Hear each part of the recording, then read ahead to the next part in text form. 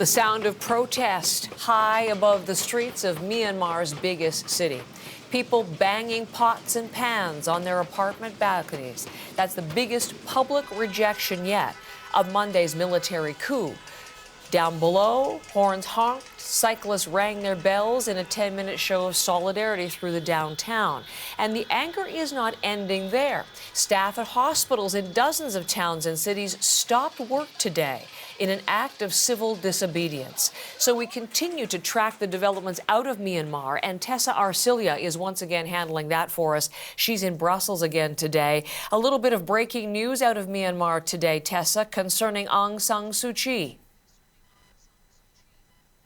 Indeed, Heather, there was a lot of talk on what the military's next move will be, and we've got that answer today. It seems that she has been charged for illegally importing communications materials, communications equipment, and that is under the import-export law, and she will be kept in custody until mid-February. Now, there has been no public confirmation on her whereabouts at the moment, but so we are hearing that there are those charges filed against her. Now, some people are saying that the military might be trying to look for what laws they could use against the government officials who are detained. I was talking to campaigners in the UK from Burma Campaign UK earlier today. So that is the latest news we're hearing in terms of charges on Aung San Suu Kyi. But as you said, what is going on in the country goes beyond that, because people are also heeding the call that we saw earlier from the party of Aung San Suu Kyi to reject and resist this military takeover. We saw those pots and pans being banged and cars honking. This is a rare show of solidarity indeed, and today we're hearing indeed medical staff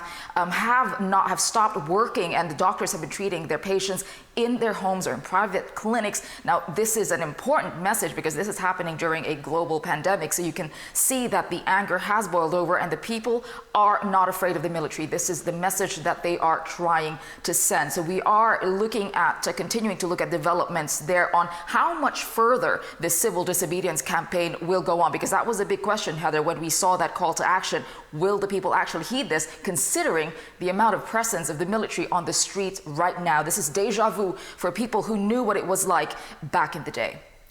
So, Tessa, if that is how people are reacting within Myanmar, as you say, the civil disobedience that we're watching today, what is the further global response to what's happened? Well, Heather, that is a little bit more complicated. From where I'm standing here in the EU, we have heard condemnation early in the week from leaders of the different countries and the EU institutions. The US was also under pressure to have a strong response, and they had said they may impose sanctions.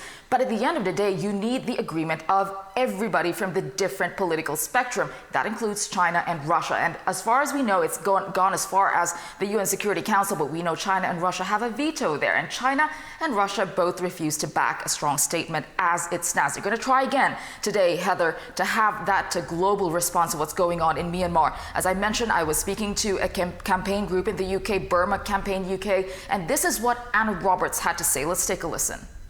The international response has been pitiful in the past, and I think this has given Min Aung Hlaing and the military confidence that they can get away with their atrocities and commit these crimes. And that's why the response has to be strong this time. It can't continue to make the mistakes that we've made in the past.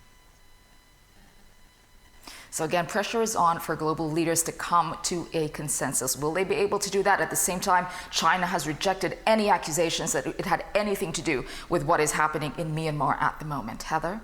Tessa, thank you very much. Tessa Arcilia.